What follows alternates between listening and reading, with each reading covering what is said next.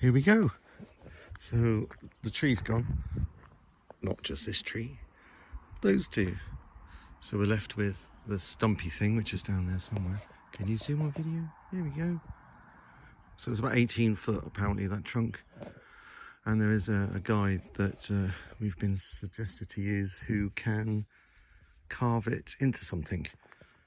And I would like to make it into an Easter Island head. Kate wants to have it carved into a wyvern, which apparently is a two-legged dragon. So there we go. We can see our neighbours, which is a bit weird. So that's, oh, that's that lane which goes right the way down here. Oh God, zoom out. It goes right the way down the side of the house, right the way down the edge, right the way in that direction. That is our boundary. So that tree is just on our side, which is why we've taken it down and opened up all the light to Alvid. He's the elf that's 9,000 years old, or 900, can't remember. And then Corin, who lives there, they've seen daylight. Hello. Got to cut the grass again. I'll do that in a minute. Are you following me? I'll make a fuss at the cat. Hello. Hello. And then I'm going to go and show you what I've got to do tomorrow. And the tree work isn't over yet. So we've supplied about 5 local people with firewood who are very, very grateful for it. Tomorrow, the posts for this, I've started, I only did about 20 minutes of this. I was just mapping out where the posts are going to go. They're obviously lying on the floor there, look, semi-treated. I can treat them tomorrow, treat all of this feather edge tomorrow, which is sat here at the moment, just doing nothing. There's the post holes just marked out. That one's about 3 inches deep before you hit bedrock. This one is about 4 inches deep before you hit bedrock. And that one's about 5 inches before you hit the bedrock.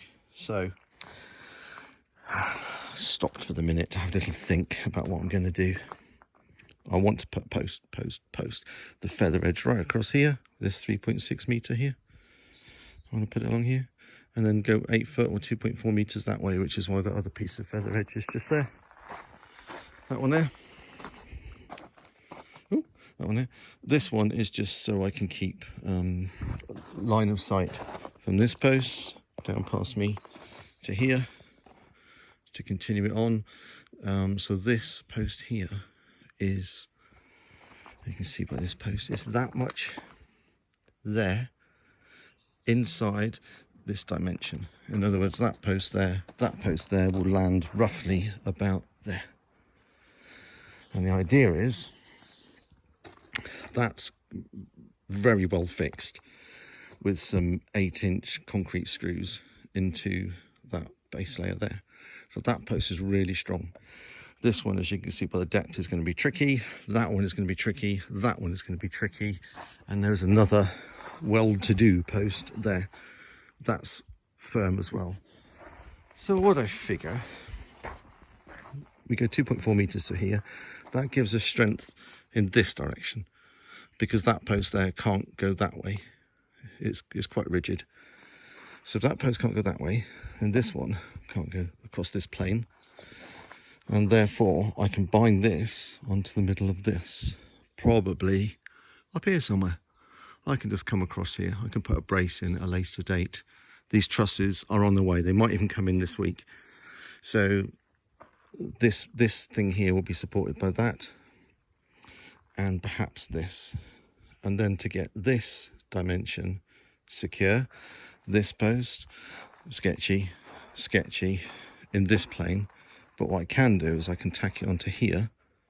And once I've done that, and I just imagine that up in the air now, I've got a post here.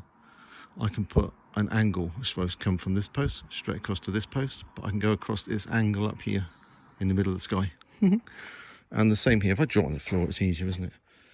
Along here, and then we can put an angle in across here.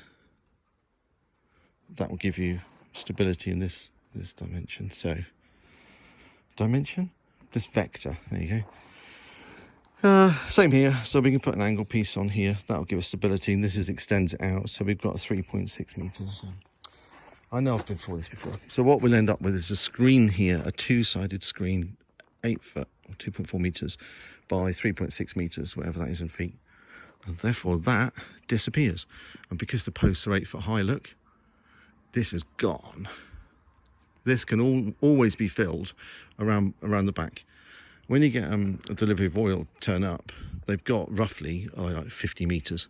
So from where I'm stood to there is about 25 meters roughly. So they can actually have another 25 on there. So there's not going to be a problem putting an oil lorry here, running the pipes around to come around and fill that tank, if we leave the tank where it is. Right, so tomorrow, treat all the wood, scratch my head over this. I might put the post in, so obviously the treated end. I might sink it in there, and then I might actually use some concrete screws and just like a little bracket. In other words, just tacking the bottom with like a metal L plates, tacking it into that base layer there. So it's going to get strength here because it's going to be strapped across to that very rigid pole. So all you need to do by putting concrete screws and a little L bracket, all you're really doing, imagine just stapling in the bottom of this post here and pinning it in place. That's all it needs to do. Nothing more than that. So again, pinning that one and getting the strength I was talking about by squaring all of this up and then putting some 45-degree angles in up on this sort of ring beam thing that I'm probably going to build around here. And then we just strap it up to here somewhere, like that. One there and one above my head. Right, that's enough of that. Is it playtime, guys? So tomorrow also, we think, is this. So as you can see, this is quite a big trailer. And that needs to be processed. So just over there is the shredder. All of this has to be processed. I did actually have a fire the other day, right over there in the corner. And I managed to get the fire so hot that anything was incinerated in it. Absolutely anything. So I just put wet leaves in, didn't stand a chance. It absolutely annihilated it. So as you can probably see, these stones are quite big. This little campfire thing I've got going on here. So the idea is get that hot. In fact, that's probably hot. We've been away for a couple of days. My guess is if I was to dig down there, that would probably still be hot underneath. It was so hot. So all of this stuff behind me, which is much taller than me, process it. That really means my really dodgy small chainsaw in one hand, a gloved hand in the other, and then anything like this will go through the shredder. It will do, I think it's 5 inches. 5 inches, which is about that big. So some of these bigger bits here, they'll go through it. But clearly what you need to do is take that off there. And then we can feed it into the shredder. Some of this stuff is just crap. You don't want to put that through the shredder anyway. And let's go and see why. Make sure I don't trip over cats as normal. This is something we did the other day, and what you don't want is all the green in it. Here, there's some. So all of this ultimately is going to go down there. We're going to put it down the paths. And what you don't want in it is all the green stuff, although to be fair, it's kind of quite dry. Anyway, don't want it in there. So if I can, we take the green stuff out, burn it. There's the shredder. Unfortunately, I'm probably going to upset my neighbours a little bit tomorrow because this thing is it's very noisy. But, you know, it will do 5 inches of it were misses. Right, so it's going to be one. I did actually consider pulling it into the middle a little bit just here and just setting fire to the lot. Well, I just chatted to the tree surgeon here a minute ago, and he kind of said, yeah, it's a good chance you'll lose that one there, a sycamore. You know, if we burn this, there's so much heat going to be generated. This has already been scorched here by the fire I've had in the corner. It's already quite dry.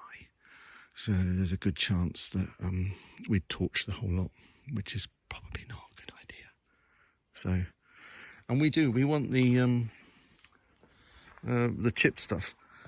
Yeah, so that, I want that, but I don't want all the leafy bits. So, with my bloody dangerous little chainsaw thingy, We're going to try and process them tomorrow. Look at this though. Remember I normally finish on the tree? I can't do it anymore, can I? This is going to have to wait till another day. We've made such a mess with the tree here. We need to process all this. Anyway, this is how it goes now. Later, taters.